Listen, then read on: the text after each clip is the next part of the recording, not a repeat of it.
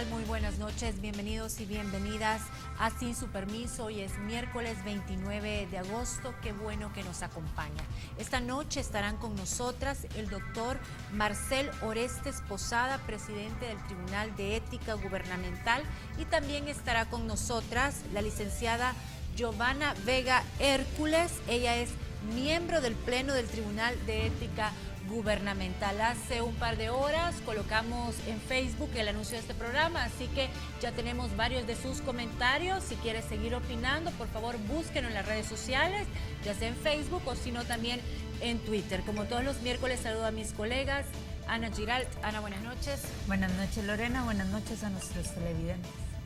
Buenas noches, Checa, bienvenida. Buenas noches, Lorena. Buenas noches, amigos y amigas televidentes. Saludamos entonces a nuestros invitados, doctor Orestes Posada. Buenas noches, bienvenido, un gran gusto que nos acompañe. Buenas noches a las tres, buenas noches al público televidente, gracias por la invitación. Licenciada Vega, también un saludo a usted, un gran gusto compartir esta mesa esta noche. Gracias también por la invitación y va a ser un gusto poder compartir con ustedes esta noche. Iniciamos, doctor, con usted, 217 casos pendientes de resolver en el Tribunal de Ética. ¿Es esto cierto? ¿Esa es la cifra correcta? 218. 218. A las 4 de la tarde del día de hoy. Hubo otro en las últimas horas. 218 casos pendientes de abordaje. Esto data desde el 1 de noviembre del año anterior. De manera que son 2 meses del año 2011 más lo que va corrido de 2012. Total, pues son esos casos que he mencionado, 218, de un total de 845 cuestiones que se tramitaron desde la fundación del tribunal. ¿Tribunal cuántos años tiene? Fue fundado en el año 2006, inició operaciones mediados de 2006. La ley entró en vigencia 1 de julio de 2006, pero el conocimiento de casos data de 2007. De manera que de 2007 hacia esta fecha se han conocido 845 casos, de las cuales han sido resueltos 627, y la diferencia pues de 218 es la que está pendiente de tratamiento. Pero es una mora considerable, doctor. Bueno, 218. relativamente. Sí, porque se supondría que y al menos cuando se creó el tribunal, se creó con mucha bombo y platillo y se creyó que se iba a hacer un tribunal un poco más eficiente en los procesos de resolver. Entonces, ¿por qué? ¿Por qué 218? Mira, la verdad que hubo bastante diligencia en la administración anterior.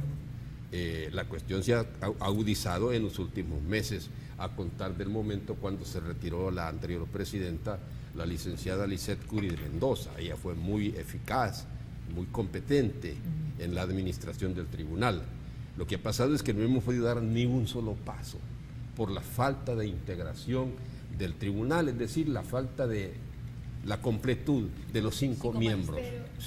Pero actualmente, tal vez, licenciada Giovanna, ya existen 4 de los 5 miembros que deberían de conformar el Tribunal de Ética. Entonces, ¿qué es lo que les impide iniciar a evacuar estos 218 casos? Bueno, lo que sucede, Francesca, que son cuestiones jurídicas.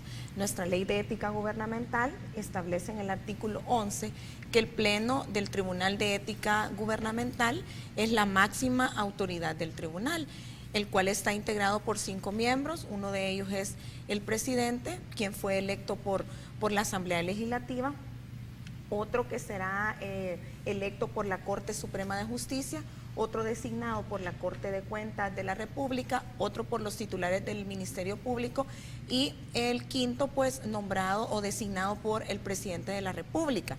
Entonces, tramitar los procesos donde hay 2 partes interesadas, sobre todo que estamos resolviendo o juzgando sobre una conducta ética, pues implicaría pues que habrían intereses de ciudadanos que en algún momento determinado podrían pues alegar algún tipo de deficiencia en el acto pronunciado por la falta de integración del Pleno del Tribunal, como la ley lo ordena en el artículo 11. Pero las resoluciones se siguen atrasando. Sí, si me permite. Mire, nosotros hemos llegado a la conclusión de aceptar la tesis que sostiene que un ente colegiado, como es en este caso el Tribunal de Ética, no nace a la vida jurídica si no está completo.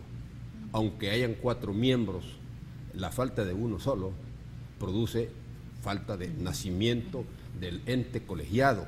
Para que haya el sujeto emisor pues, de todo acto jurídico, sea administrativo, sea jurisdiccional, se necesita que esté completo el ente. De otra manera, ni siquiera, digo yo, usando una figura quizá no muy adecuada, ni siquiera es aborto todavía.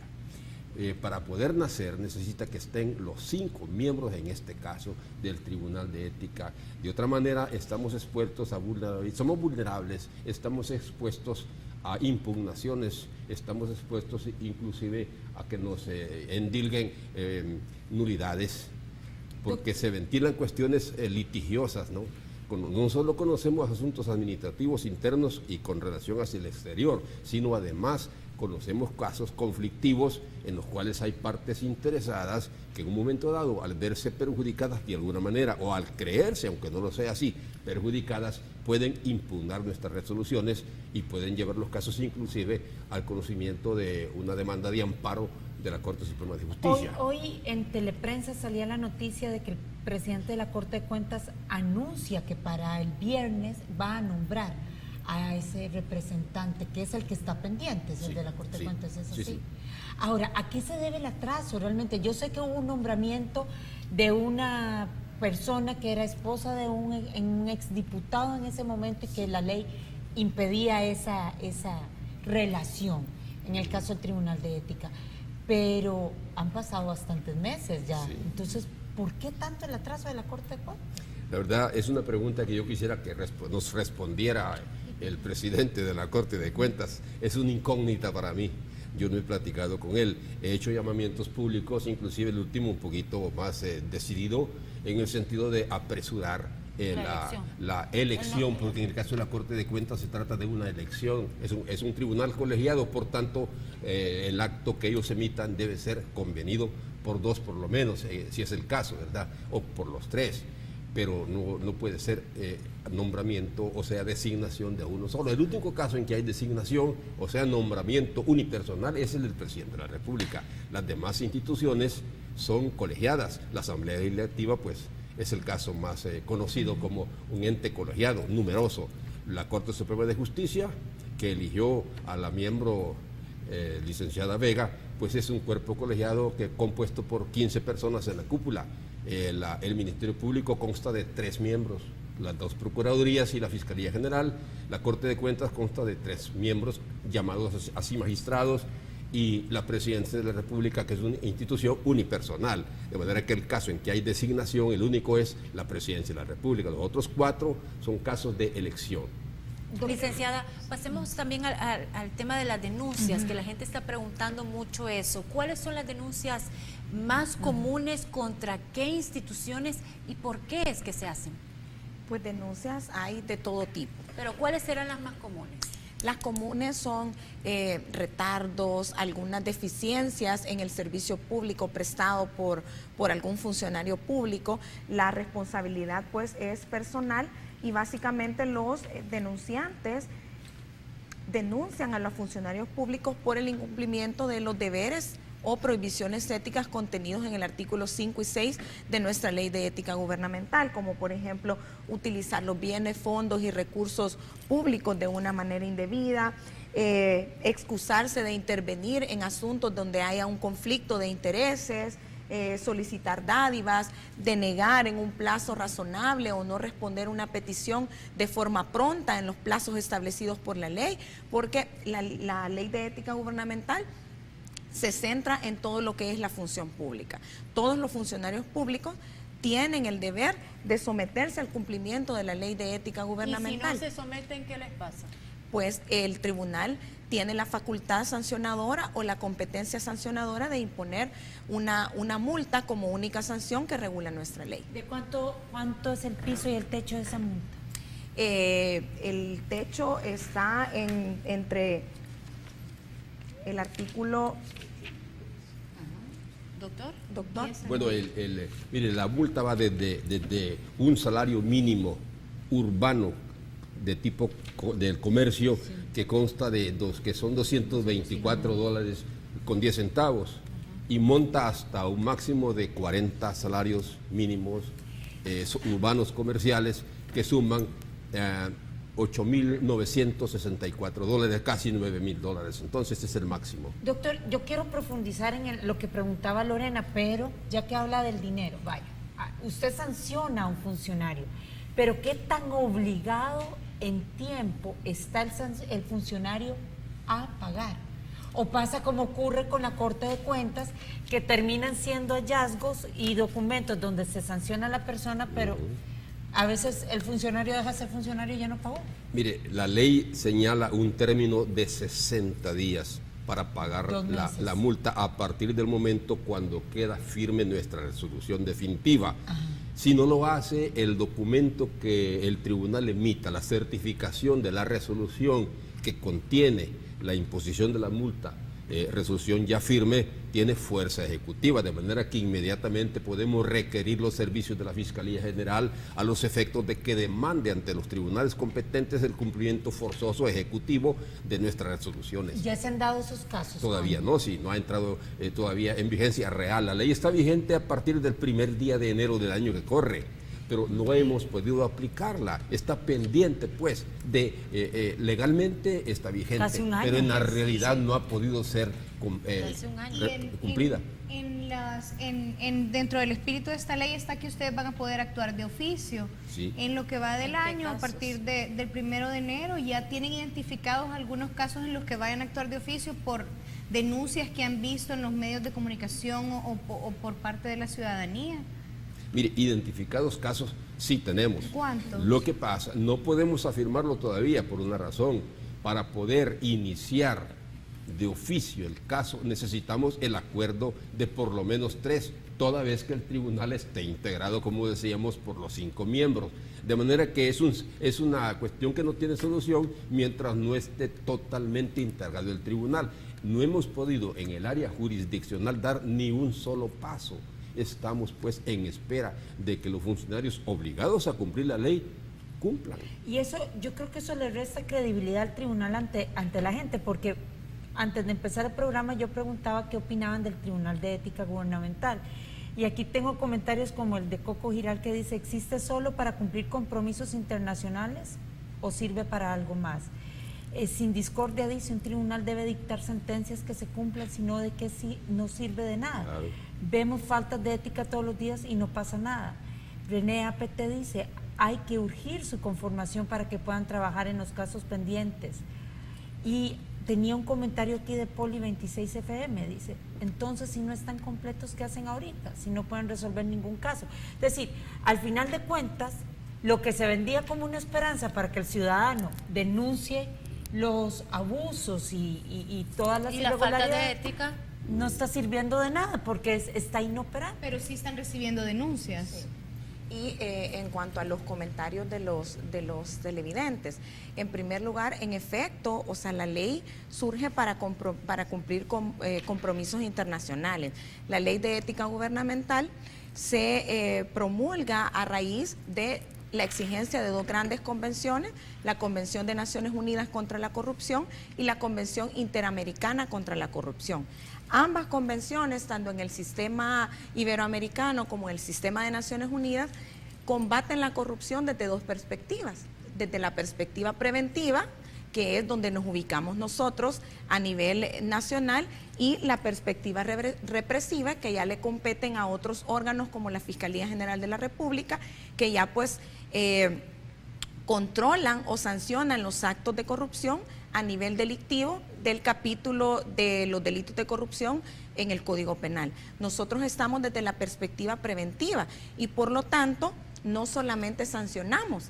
Y si bien es cierto, la expectativa ciudadana o normalmente a un órgano, sobre todo nuevo como el nuestro, se mide a través del número de sanciones que imponemos, el número de casos, hay una gran competencia que tiene un efecto, me atrevería a decir, o esa es mi perspectiva, mucho mayor, como es el aspecto preventivo, porque nosotros promovemos, capacitamos sobre temas de ética en la función pública y tratamos unos ejes transversales que tratan más de impactar la conducta de los servidores públicos en general y de la población en general.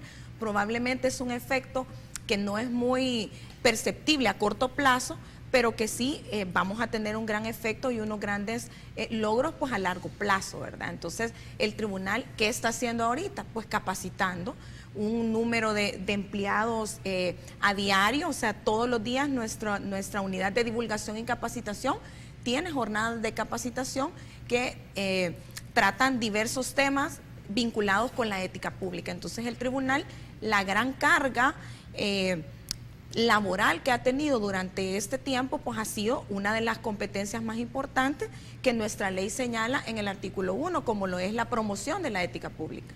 Vamos a ir a una primera pausa comercial. En breve regresamos con el segundo bloque de esta entrevista. El vestuario de Sin Su Permiso es gracias a Cherry Store. Encuentra sus prendas en Zona Rosa, calle La Reforma, local 5A. Cherry Store, siempre a la moda.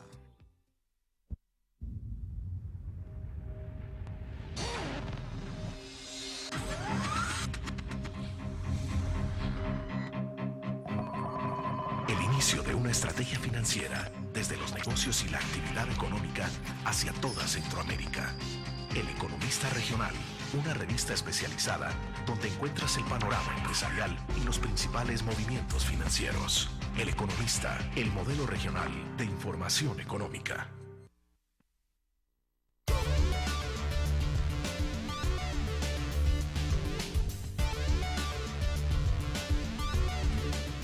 Continuamos. Doctor, tal vez usted nos hace una breve explicación de cuáles son todas las competencias del Tribunal de Ética Gubernamental, más allá que el ciudadano o la ciudadana pueda ir a poner una denuncia, porque eso es lo que más se sabe, lo que más visibilidad ha tenido.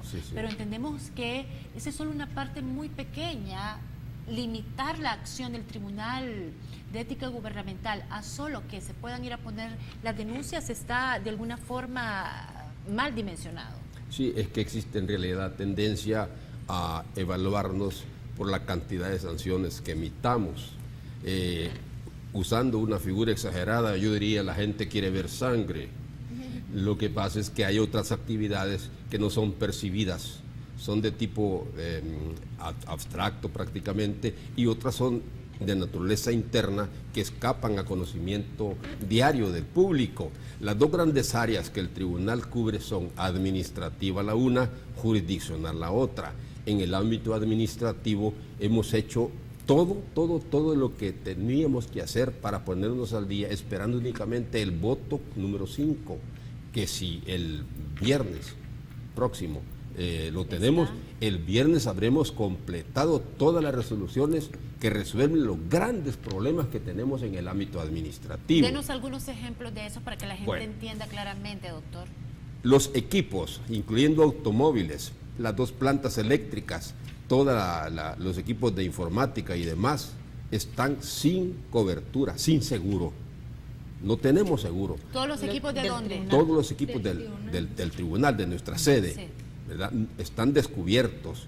El personal, ni siquiera tenemos firmados contratos de trabajo.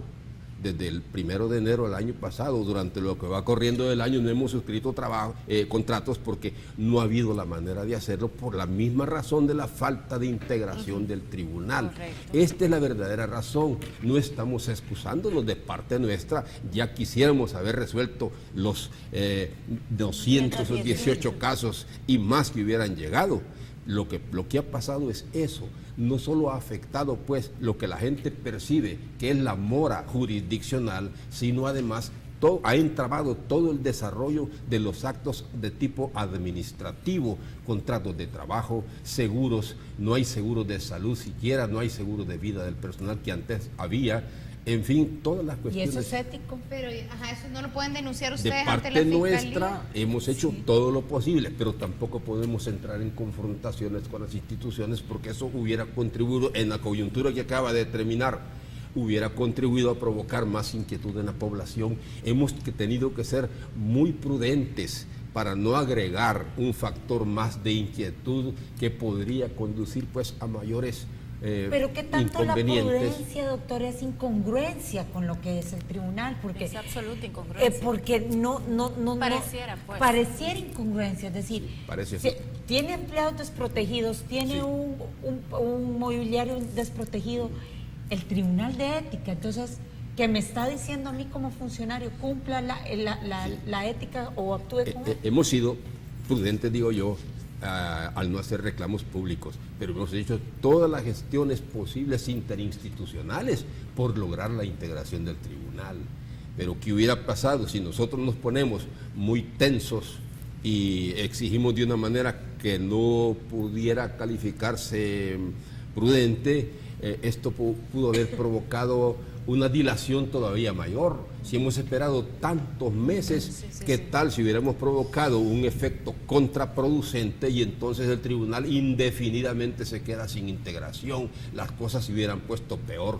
Hemos analizado muy detenidamente, muy concienzudamente todas las posibilidades, todas las avenidas que podían desencadenarse y llegamos pues a la conclusión: seamos prudentes públicamente, aunque insistamos con cierta fuerza, con cierta seriedad, ¿verdad?, con firmeza en nuestras relaciones interinstitucionales, y lo hemos hecho. ¿Y quién vela porque se maneje con ética el Tribunal de Ética? Bueno, si en algún momento determinado hubiera alguna vulneración a la ley de ética gubernamental por parte de cualquiera de nuestros empleados, de los funcionarios y del equipo pues que laboran en el tribunal, perfectamente pudieran abocarse pues a denunciar algún hecho contrario pues a la ley de ética gubernamental, y si hubiera necesidad porque hubiera algún interés por parte de algún medio, de algún miembro del pleno, o fuera denunciado pues algún miembro del pleno, pues tendría pues que excusarse y aplicarse pues todos los mecanismos de excusa o recusación, pero nosotros pues tampoco estamos exentos de que se nos controle nuestra conducta ética, porque somos funcionarios públicos y estamos pues para cumplir pues la ley de ética gubernamental. Y en lo que va del año, ¿cuántas denuncias ciudadanas han recibido a partir del 1 de enero, licenciada? A partir del 1 de enero hemos recibido 122 denuncias, hemos recibido a partir del 1 de enero. Que se suman a las 218. Sí. ¿Y de qué tipo son y contra qué funcionarios son? ¿Que se suman a las 218 Sí. o están incluidos? Son parte. O sea, son en parte. total son 218, menos... Correcto, ajá, van Y no incluidas. son estas No 120. son La adicionales. más antigua data del año 2008. La mora total son 218. Correcto, Son 218 y en esas están sumadas las Las de 100 este y año. iniciaron que Correcto, iniciaron en correcto. enero Y del por ejemplo, 2012. las denuncias más usuales, pues las municipalidades, ¿verdad? Esas son las instituciones más denunciadas, son las municipalidades. Las el Ministerio de- alcaldías. Las alcaldías, ajá. ¿Alguna en ¿Por qué? particular? Ajá. Ahorita no tengo el dato a la mano, pero en nuestras estadísticas por sectores resulta que las municipalidades son las más denunciadas, la Asamblea Legislativa, funcionarios de la Asamblea Legislativa, de la Corte. ¿De qué los acusan a los...? Los hechos más denunciados, Por ejemplo, en el caso de los diputados, en el caso de los diputados, pues no tengo a la mano un caso en específico, ¿verdad? Porque solamente son números y tendencias, ¿verdad? Tendríamos que analizar qué casos... pero por ejemplo, contra la Asamblea Legislativa, ¿cuántos casos hay? ¿Esa cifra sí la tiene, licenciado? Tenemos 202 casos del total de 1.559 entre denuncias y avisos que ha tenido el tribunal desde su creación, ¿verdad? ¿Pero es contra diputados o contra...? No, contra diferentes empleados de la Asamblea Legislativa, contra diferentes Contra- empleados contra de el la, órgano de la legislativo. municipalidad, de la Corte Suprema. Tenemos diferentes instituciones, pero si nos vemos en rango, en nuestra barra, pues esas son las instituciones más denunciadas, aunque ¿Y tiene recordemos la que- data de este año? Por ejemplo, para ver de los 122 casos de este año, ¿cuántos han sido de municipalidades? ¿Cuántos han sido del órgano legislativo? No tenemos el total del quinquenio, No pero tenemos. sí les podemos dar los datos con todo gusto. Pero Mañana a mismo. mí me llama la atención porque los diputados cuando aprobaron esta ley dijeron que no iba a ser retroactiva, o sea que no se podía juzgar a funcionarios por Antes de la hechos que vigencia. hubieran sucedido antes del 1 de enero. Entonces, el acumulado al final ya no sirve porque no se va a poder juzgar a todos estos empleados de la Asamblea ni a los de las municipalidades porque fueron hechos sucedidos antes del 1 de enero, o cómo se actúa. El doctor quería comentar al respecto. Sí, precisar un poco las cifras. El ámbito en donde más denuncias se han producido es el de las municipalidades, con 46 denuncias De este año. este año, sí. Le sigue, segundo, el órgano judicial con 36 y en tercer lugar está el Ministerio de Educación. Hay que tomar en cuenta que pues las alcaldías tienen un personal numeroso. Son 262 alcaldías que contienen una cierta cantidad de miles de empleados y funcionarios. Todos pueden ser denunciados. El órgano judicial cuenta con casi 10.000 personas. El Ministerio de Educación, tengo entendido que monta quizá 40.000 personas, en fin.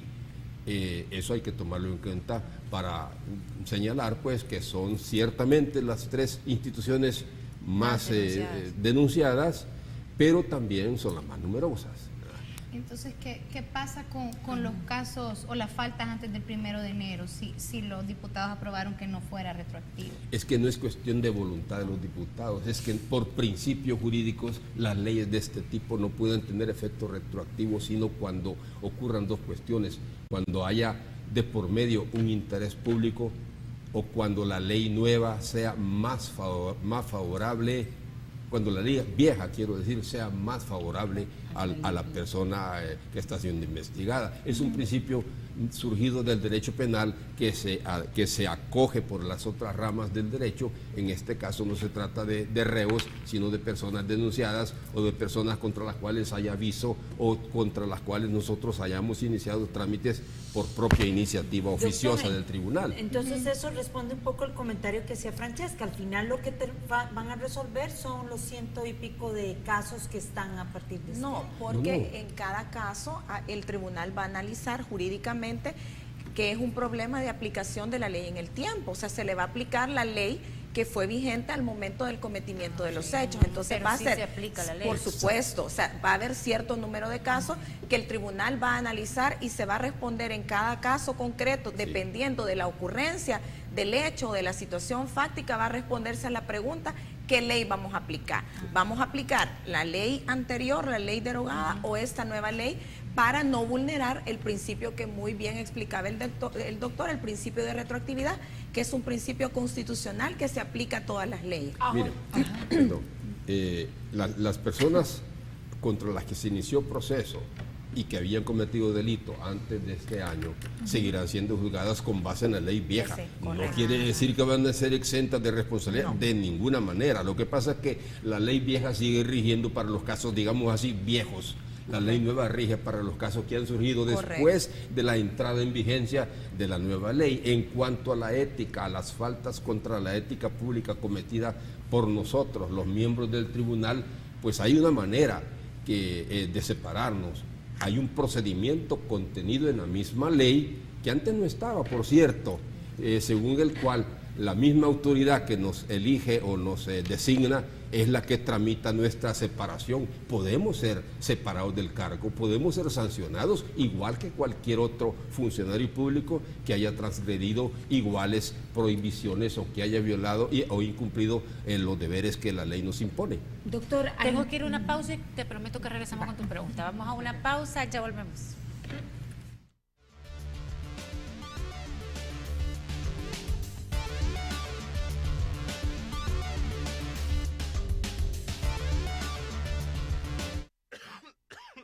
Cuando la gripe llega, nunca llega igual. Si tienes gripe con tos, hay un Panadol adecuado. Panadol multisíntomas. Elegir bien es sentirse mejor. Cuando la gripe llega, nunca llega igual. Si tienes gripe con tos, hay un Panadol adecuado. Panadol multisíntomas. Elegir bien es sentirse mejor. Tenemos una línea editorial objetiva e imparcial.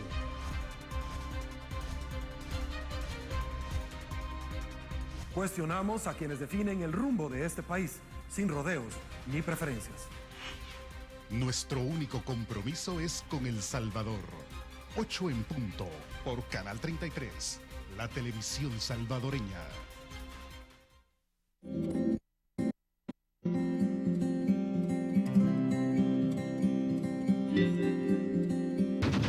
Desde hace más de medio siglo, Teleprensa es pionero en la noticia veraz, oportuna y confiable. Continúa temblando aquí en el centro de San Salvador. Porque le informa con libertad, bajo los principios de la responsabilidad y la ética, sin prejuicios religiosos, políticos o sociales. Ahí está el primer saludo del Papa El Salvador. Con el objetivo de ganar la credibilidad de los salvadoreños. Teleprensa es experiencia de más de 50 años, mostrando la realidad tal como es, sin cambiarla, para que usted se haga su propio juicio. Nosotros no alteramos la realidad, la presentamos tal como es. Teleprensa, el primer noticiero del país.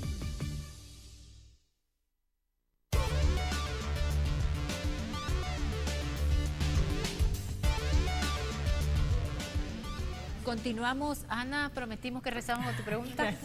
Doctor, ¿cuál es el delito más común que ustedes han detectado cometen los funcionarios públicos? Ya les dijimos que en el tope están el Ministerio de Educación, está la Corte Suprema de Justicia, está la Asamblea y las alcaldías.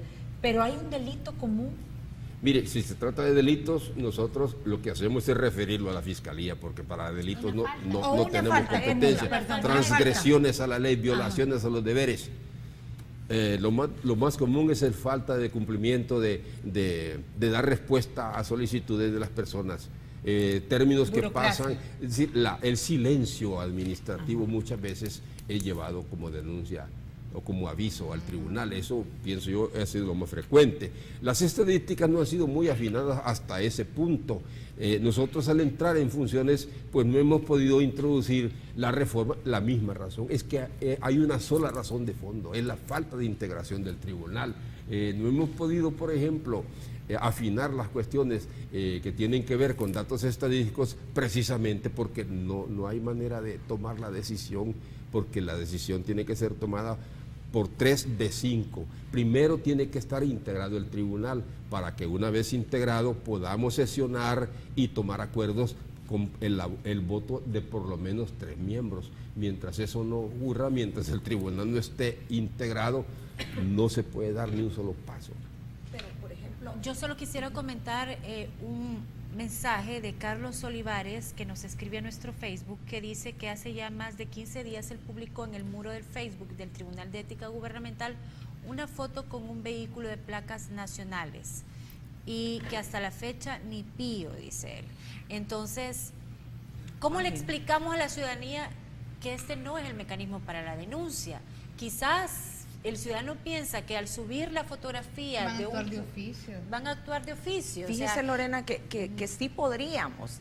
De hecho, pues podríamos iniciar, en teoría o por ley, la ley nos faculta para ello, pero la explicación que el doctor hizo al inicio de la entrevista es que no podemos, porque tiene que haber una decisión como órgano colegiado de que vamos a iniciar de oficio un determinado procedimiento por alguna situación que conozcamos a través de los medios de comunicación incluso, pero tenemos algunos casos que ya los hemos identificado, pero no hemos resuelto lo pertinente porque el Pleno no está debidamente conformado. Pero tal vez para poner algunos ejemplos de algunos casos que hemos denunciado, interesante, lo que el doctor decía, las cuestiones más comunes son los retardos, las ineficiencias, porque no tenemos una cultura de denuncia. Entonces, normalmente las personas o los ciudadanos o algunas instituciones de la sociedad civil que manejan el tema de transparencia, cuando llegan al tribunal a solicitar estadísticas se sorprenden porque creen que, por ejemplo,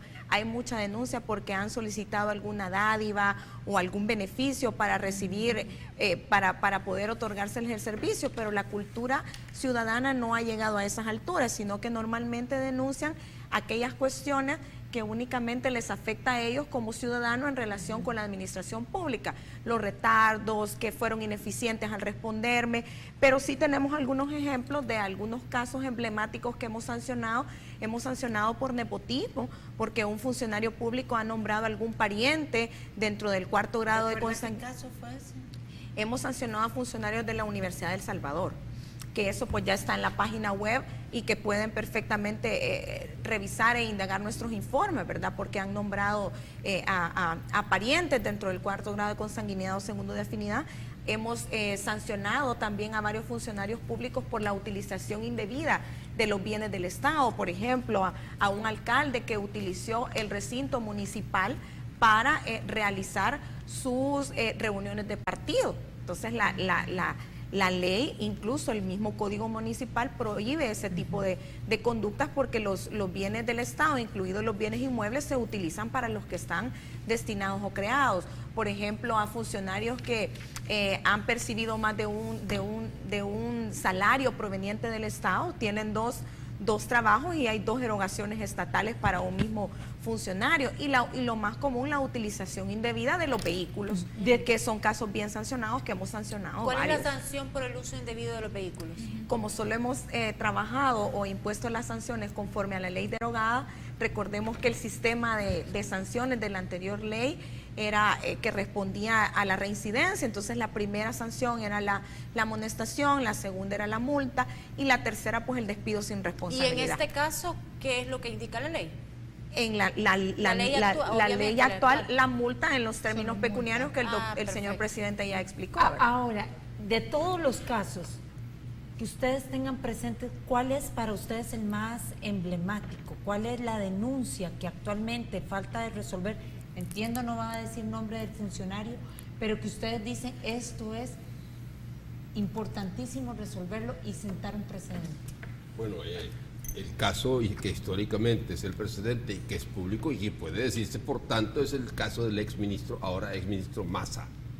Él fue sancionado por el Tribunal de Ética anterior. Pero actualmente que no haya sido sancionado, ¿qué caso, qué denuncia? Está en la lista de pendientes que ustedes dicen de verdad es urgente, es necesario resolver. Lo que pasa es que no podríamos adelantar criterios, porque si decimos es emblemático, casi que es sinónimo de lo vamos a sancionar, ¿verdad? Entonces no podemos resolver ni podemos, aunque gustosamente en una segunda oportunidad cuando hayamos resuelto sobre cuestiones pues que son emblemáticas, perfectamente pues podemos discutirlo con ustedes ante los medios, incluso plantearlo como un caso exitoso, porque estos casos suelen ser ejemplificantes y que la ciudadanía pues conozca desde una perspectiva más como sanción moral el tipo de sanciones que imponemos, ¿verdad? Pero no nos podemos adelantar por el momento. Y pregunta Fidel H, que por qué no hay sanción de despido a un funcionario si, por ejemplo, ganaría más con algo no ético que pagando la multa.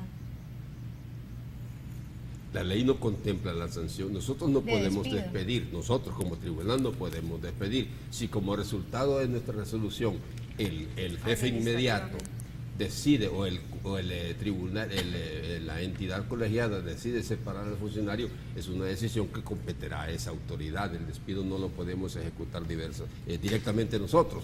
Fíjense que estoy observando una cosa, a través de todas las comunicaciones y las mismas preguntas de ustedes. Todos nos están evaluando por los resultados en términos de sanciones.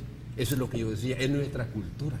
Aquí quieren ver gente sancionada y está bien, tenemos que hacerlo, por supuesto que sí, pero nuestras funciones no se limitan a eso. Lo que pasa es que la comunicación pública que ha tenido el Tribunal de Ética ha sido solamente alrededor de ciudadano denuncie, ciudadano denuncie. Y si ustedes mismos han enviado ese mensaje, el ciudadano lo que está esperando es una respuesta a lo que ustedes mismos solicitaron. Claro, así es. No, si está bien. La gente requiere resultados en términos de personas sancionadas. Eso es correcto. Es una demanda ciudadana que está ampliamente justificada. Pero hay otra parte que es prácticamente imperceptible, es la labor de culturización ética que el tribunal ha emprendido. Es una labor de largo alcance y que requiere largos años, por supuesto, de plazo muy largo. Se trata nada menos que de cambiar toda una cultura hacia la ética, a transformar pues la administración en una administración de tipo ético. Eso es una labor muy difícil. Lo estamos haciendo gota a gota, todos los días. La función de difusión de la ley, la culturización ética, las capacitaciones se están haciendo. Es una labor que la gente no percibe porque no se puede estar... Pero no hay una falla clarísima ahí, porque si la labor es difundir y la gente no lo percibe... Sí, la gente hacia la cual se está difundiendo sí lo percibe. Ahora, eso no es noticia, eso no trasciende a los medios. No se ocupa, a la gente prácticamente lo que le interesa son resultados que llaman la atención. Es nuestra cultura. Estamos haciendo labor de difusión de la ley, de culturización ética, de cambio de nuestra cultura que tiende a lo contrario de lo que podrían llamar conducta ética, para no usar términos peyorativos, pero como digo, eso es imperceptible, no tiene una visión inmediata, no se ve, no se... Pero debería de tenerla, ¿o no? Debería de tenerla, por supuesto que debería de tenerla. Es un problema cultural, es un problema que involucra a todos, al tribunal y al pueblo todo, al país entero. Y doctor, ya que están hablando como de problemas culturales, ¿cómo se está preparando el Tribunal de Ética para enfrentar la campaña política que viene? Sobre todo porque dice que en la nueva ley dice que se prohíbe prevalecerse del cargo para hacer política partidaria. ¿Cómo se están preparando? O si ya tienen listas denuncias al respecto. ¿Sabe qué? Para ser más específica, ¿cómo evalúan?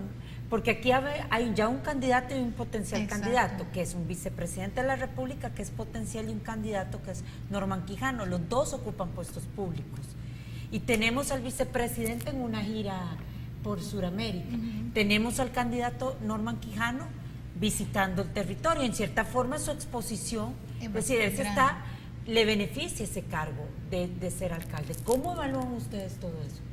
Mire, nosotros tenemos que ser muy cuidadosos en las valoraciones políticas, porque el tribunal... No, aquí es una valoración ética. Espéreme, voy a llegar al punto. Aparte de ser independiente, el tribunal tiene que ser imparcial, serlo y parecerlo además. No rehuimos, por supuesto, juzgar las conductas éticas que se hayan observado en el ámbito político de ninguna manera. Aquí hay varias competencias que se cruzan. En primer lugar, el Tribunal Supremo Electoral, que tiene la capacidad de juzgar desde su punto de vista legal las conductas transgresoras del Código Electoral. Nosotros, desde el punto de vista de la ética, nosotros sí observamos que el desarrollo de la política está arrastrando una conducta antiética, pues naturalmente tenemos que entrar a conocer, inclusive de oficio. Preparados tenemos que estar permanentemente, por supuesto. Si el tribunal está integrado, estamos ya preparados. No es que tengamos planes contingentes, que tengamos una estrategia especialmente orientada en ese sentido. No, estamos preparados para cualquier denuncia, para cualquier aviso que recibamos. Pero ahorita lo que ustedes están viendo, ¿cómo se está desarrollando? Era la pregunta de Francesca. ¿Está al margen de la ética? ¿O estamos todos bien? ¿O estamos todos bien?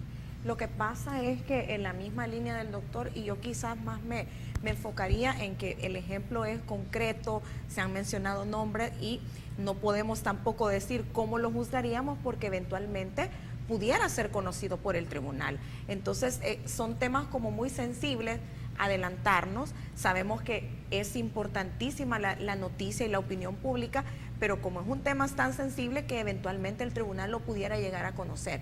Pero al margen de la situación concreta que ustedes nos han planteado, el tribunal está con la competencia para poder valorar cualquier situación, cualquier conducta de cualquier tipo que tenga alguna injerencia en la ética pública, sea cualquier funcionario del más alto nivel, inclusive los titulares de las instituciones, porque la ley no excluye a ningún funcionario. Entonces, si el tribunal llegase a conocer alguna conducta que vulnera la ley de ética gubernamental, pues que esté vinculada con la política, pues el tribunal va a tener que pronunciarse en el momento oportuno sobre valoraciones éticas netamente, porque ya cuando son cuestiones políticas, pues el tribunal no será el competente para poder pues valorar o sancionar por una conducta de un funcionario. Este punto es muy delicado porque... Doctor, nos los amplía cuando regresemos del corte comercial. Ya volvemos.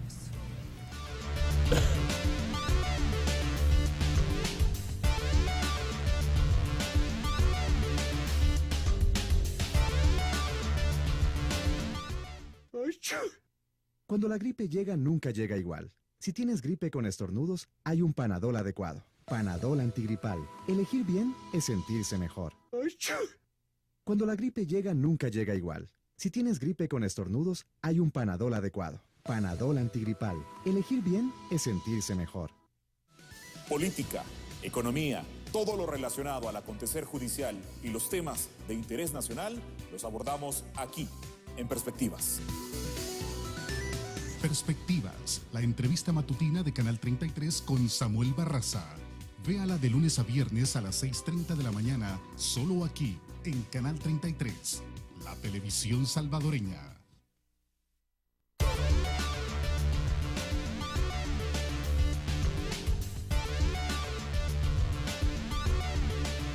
Doctor, regresamos con usted. Vamos a regresar con el doctor porque usted nos comentaba antes de irnos al corte que este es un tema muy delicado y por qué no pueden adelantar algún tipo de opinión. Adelante, doctor.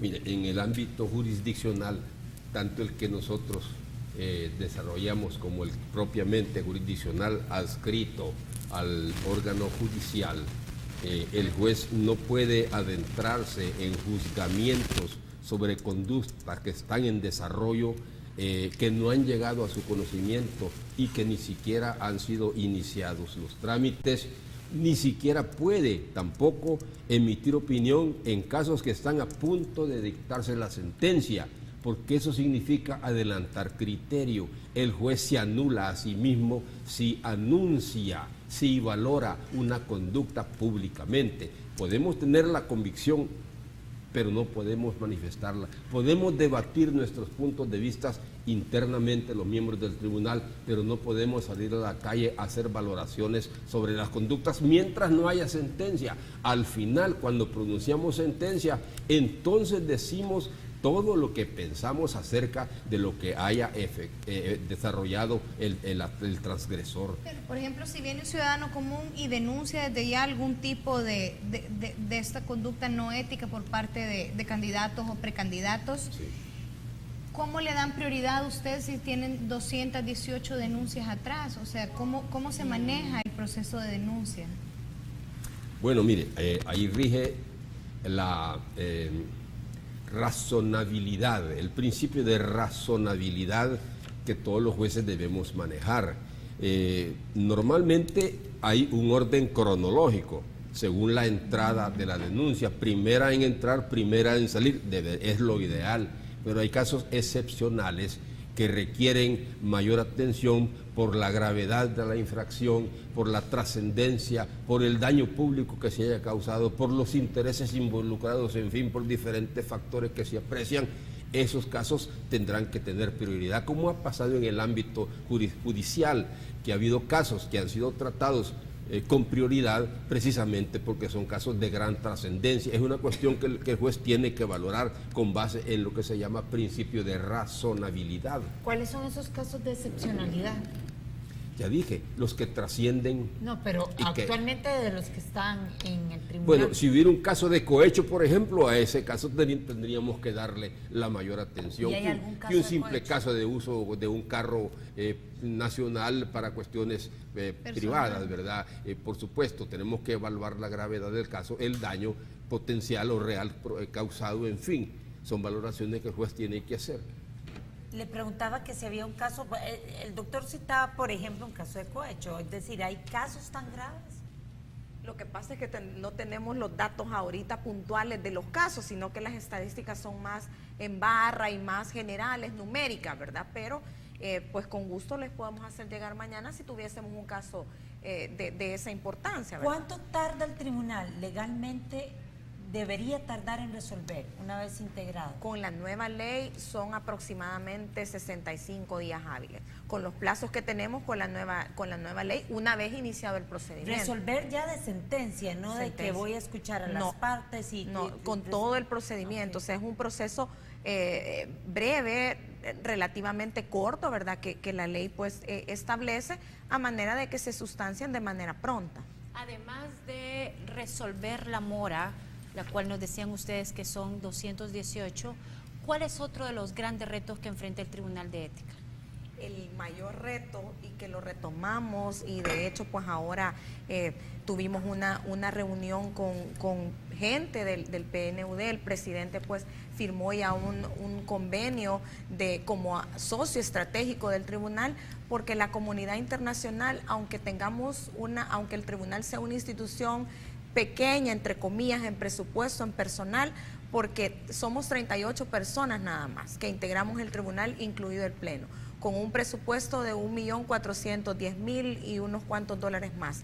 Y tenemos una gran carga, como lo es el aspecto preventivo y cambiar la cultura ética en El Salvador, no solamente hacia la función pública, porque para poder modernizar o cambiar la lógica del Estado. ¿Y esa alianza con el PNUD, que es, licenciada, es una alianza para el fortalecimiento de los fondos? El fortalecimiento del tribunal en todos sus proyectos. Ellos están interesados en promover y que se verifique el cumplimiento efectivo de la Convención de Naciones Unidas contra la Corrupción, y nosotros somos un eje importante desde la perspectiva internacional de cara al cumplimiento de las convenciones.